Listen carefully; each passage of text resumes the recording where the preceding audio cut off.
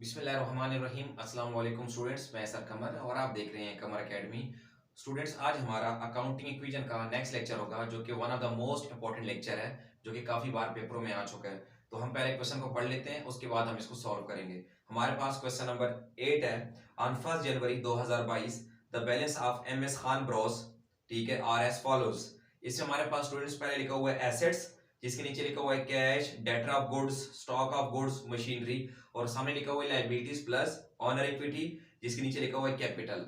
और उसके बाद स्टूडेंट्स नीचे लिखा हुआ है ट्रांजैक्शन ड्यूरिंग द मंथ, उसमें कुछ और एडजस्टमेंट है यानी पॉइंट्स हैं।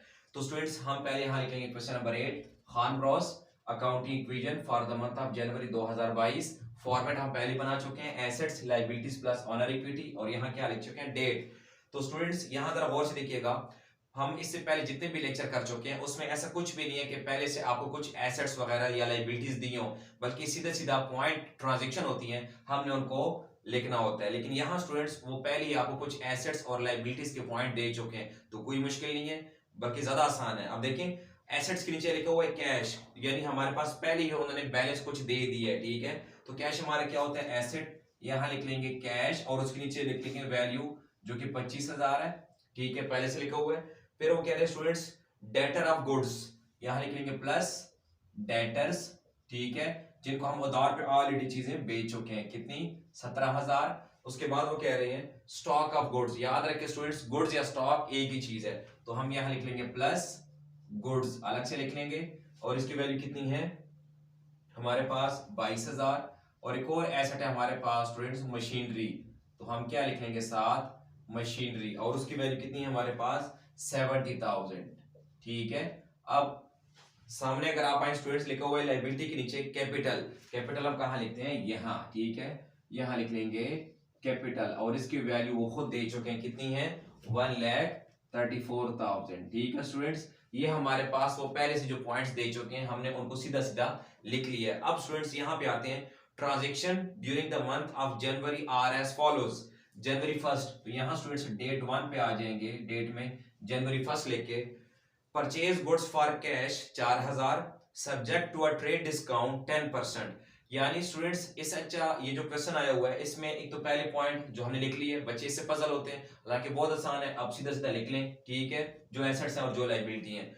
और दूसरा स्टूडेंट्स एक ये point, purchase goods for cash 4,000, हमने चीजें खरीदी हैं 4,000 की, subject to a trade discount 10%। याद रखिए स्टूडेंट्स, मैं आपको जरा जल्दी से विद इन अ मिनट आपको डिस्काउंट समझा दूं। हमारे पास दो तरह के डिस्काउंट होते हैं, एक होता है कैश डिस्काउंट, एक होता है ट्रेड डिस्काउंट। कैश डिस्काउंट ये होता है स्टूडेंट्स, हम जिन लोगों को उधार पे चीजें बेच देते हैं, तो हमने जो टाइम उनको दिया होता है, तो हम उनको बोलते हैं अगर आप इस टाइम से पहले हमें, उससे पहले अगर आप पैसे दे देते हैं तो हम आपको कुछ डिस्काउंट दे देंगे। फॉर एग्जांपल हमने एक बंदे को बोला है, और जो चीजें बेची हैं उसको हमने बोला अगर आप 1 महीने का टाइम है, अगर आप हमें 20 या 15 दिन के अंदर पैसे देते हैं तो हम आपको 1,000-2,000 रुपया कम कर देंगे। ये होता है स्टूडेंट्स कैश डिस्काउंट, ठीक है, टाइम के बाद, टाइम में कमी जो होती है। और एक होता है students trade discount. Trade discount ये होता है जब हम कोई चीजें परचेज करते हैं, उस टाइम हम जब दुकानदार को बोलते हैं कि भाईजान कोई प्यार मोहब्बत यानी कोई कंसेशन दे दें, तो उस टाइम वो जो उस चीज की प्राइस में कमी करता है, वो जो डिस्काउंट होता है उसको हम बोलते हैं ट्रेड डिस्काउंट। तो यहाँ ये कौन से स्टूडेंट्स, प्राइस में कमी।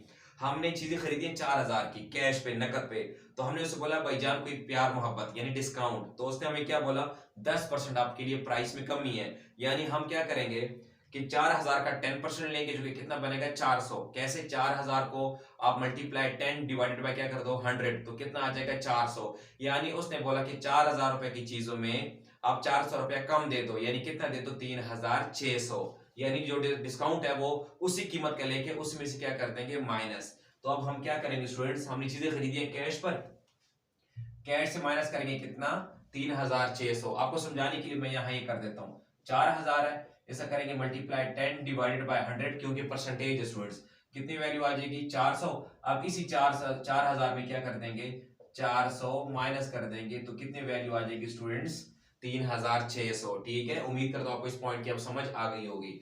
कैश में माइनस किया स्टूडेंट्स, और गुड्स आ रही है ना, तो गुड्स में प्लस कर देंगे कितना, 3,600, ठीक है।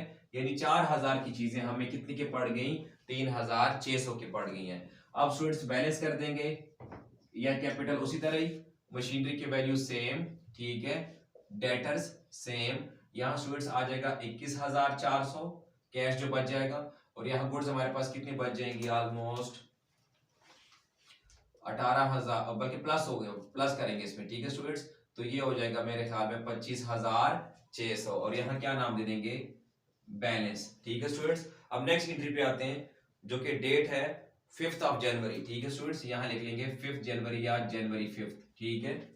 उसमें क्या रहे students, sold goods for cash 12,000, costing 10,500। हमने चीजें बेची हैं कैश पर नकद 12,000 की, जिनकी असल कॉस्ट कीमत कितनी है 10,500, यानी हमें क्या हुआ, फायदा हुआ कितना, 12,000 में से 10,500 माइनस कर दे तो 1,500।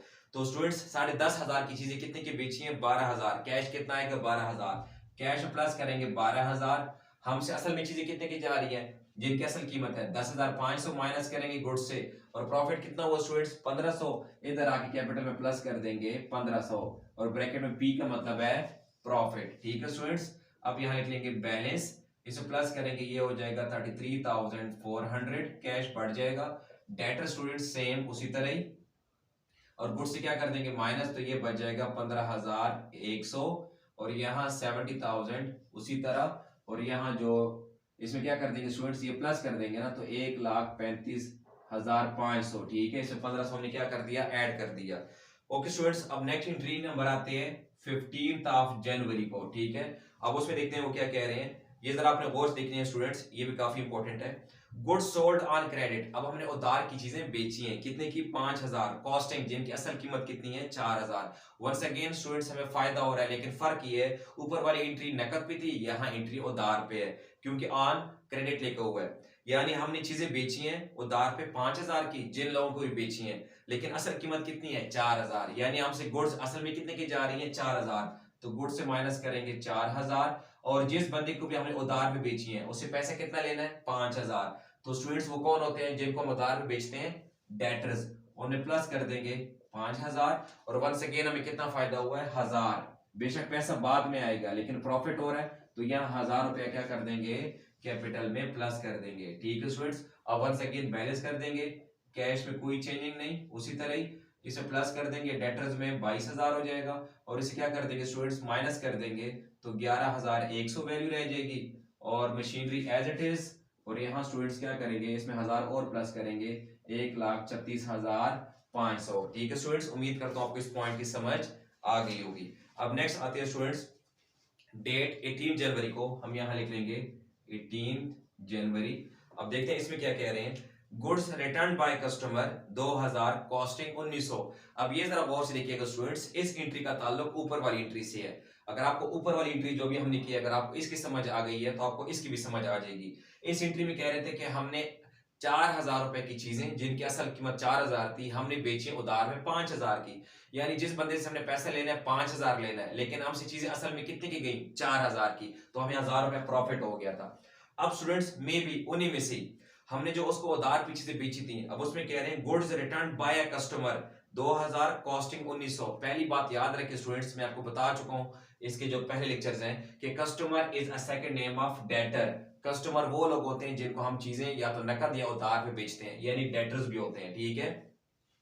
तो यहाँ क्या रहे हैं students, goods return by customer, हमें कस्टमर ने चीजें अब वापस कर दी हैं, कितनी की 2,000 की, जिनकी असल कीमत कितनी थी 1,900। यानी इसका मतलब ये है, अगर आपको मैं आसान लफ्जों में समझाऊं, हमने जिन लोगों को ये चीजें बेची थी उस टाइम असल कीमत थी 1,900, हमने उसको बेचे कितने की थी 2,000। अब वही लोग हमें वो चीजें वापस कर रहे हैं, कोई खराबी हो गई होगी, डिफेक्टिव कोई खराबी थी, तो वो कह रहे हैं भाईजान आपको हम 2,000 रुपए अब नहीं देंगे, लेकिन असल में हमारे पास जो चीजें आ रही हैं वापस वो कितनी कीमत है 1,900, तो हमें क्या हुआ है, नुकसान हुआ है। यानी असल में उनकी कीमत थी 1,900, चीजें हमारे पास असल में आ रही 1,900 की वापस, लेकिन वो हमें कह रहे हैं आपको हम कितने देंगे 2,000 रुपए नहीं देंगे। यानी गुड्स हमारे पास वापस आ रही है असल में कितने की 1,900, गुड्स में प्लस कर देंगे, लेकिन वो पैसे में कितने नहीं देंगे 2,000, डेटर से 2,000 माइनस कर देंगे, और यहां हम लिख लेंगे माइनस 100 रुपीज, ब्रैकेट में क्या लिख लेंगे लॉस, ठीक है स्टूडेंट्स, क्योंकि 100 रुपया हमें नुकसान हो गया। अब यहां वंस अगेन क्या लिखेंगे स्टूडेंट्स, बैलेंस, कैश में नो चेंज, ठीक है उसी तरह, और उसके बाद इसमें क्या करेंगे स्टूडेंट्स 2,000 माइनस कर देंगे, और इसमें प्लस कर देंगे 1,900 की जो चीजें वापस आ गई हैं, तो ये हो जाएंगे 13,000, मशीनरी में नो चेंजिंग, और यहाँ स्टूडेंट्स इसमें 100 माइनस कर देंगे तो 1,36,400। ठीक है स्टूडेंट्स, नेक्स्ट एंट्री पे आते हैं। उम्मीद करता हूँ आपको इसकी एंट्री की समझ लग गई होगी। फॉर एग्जांपल अगर वो हमें चीजें वापस करता है 4,000 की और लिखा होता कॉस्टिंग 3,500, तो हम गुड्स में प्लस करते 3,500 और डेटर से कितना माइनस करते 4,000, फिर हमें 500 रुपया लॉस हो जाता। ठीक है, नेक्स्ट एंट्री पे आते हैं स्टूडेंट्स।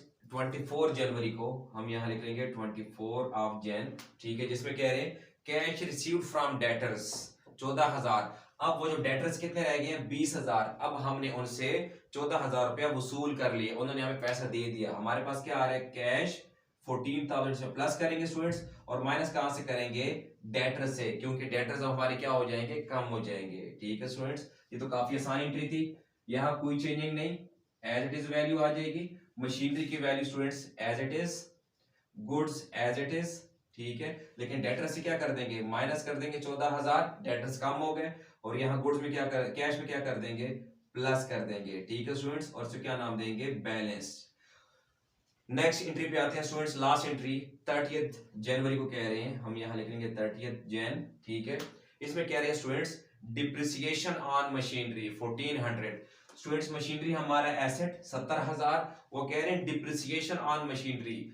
जाहिर बात है स्टूडेंट्स, जिस तरह मोबाइल होता है या कोई मशीन वगैरह होती है, ठीक है, या कोई भी कंप्यूटर वगैरह, जब हम उनको इस्तेमाल करते हैं तो वक्त के साथ साथ उसकी वैल्यू कम हो रही होती है, बिकॉज हम उसको यूटिलाइज कर रहे होते हैं। तो उसकी वैल्यू जब कम होती है तो जब हम उसको बाद में बेचते हैं तो उसकी मार्केट वैल्यू डाउन हो चुकी होती है। तो जितनी वैल्यू स्टूडेंट्स उससे कम हो जाती है यूटिलाइज करने के बाद, उसको हम क्या बोलते हैं डिप्रिसिएशन।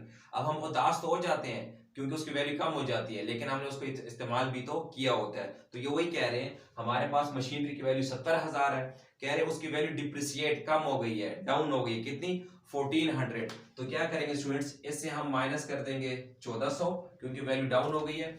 अब स्टूडेंट्स इसका दूसरा इफेक्ट जरा गौर से देखिएगा, इसमें बहुत सारे स्टूडेंट्स पजल होते हैं।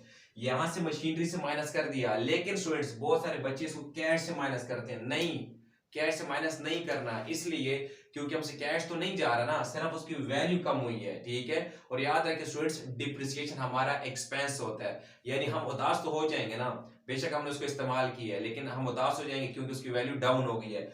तो आपने यहां से माइनस करना है, और डिप्रिसिएशन है क्योंकि वैल्यू कम हो गई, जो कि हमारा क्या है एक्सपेंस। तो कहां से माइनस करेंगे कैपिटल से माइनस करेंगे, ब्रैकेट में आप लोग लिख लीजिएगा डिप्रिसिएशन। ठीक है स्टूडेंट्स, कैश से माइनस नहीं करना। ठीक है, याद रखिएगा ये बात। अब स्टूडेंट्स क्या कर देंगे बैलेंस कर देंगे। ठीक है, क्योंकि सारी एंट्रीज हमने कर ली हैं। अब देखते हैं कि फिर उसके बाद हमारा आंसर इक्वल आता है या नहीं आता। तो इसमें स्टूडेंट्स माइनस कर देंगे ये मशीनरी में से, तो हमारे पास वैल्यू बच जाएगी 68,600। और यहाँ स्टूडेंट्स वैल्यू देखते हैं कि यहाँ हमारे पास वैल्यू कितनी रह जाती है।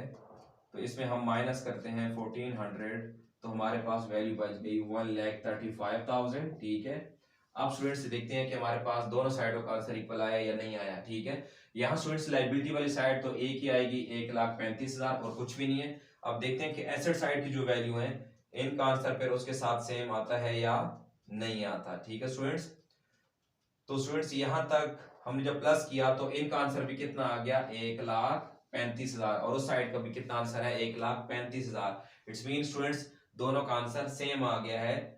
और यहां तक हमारा ये लेक्चर भी कंप्लीट हो गया है।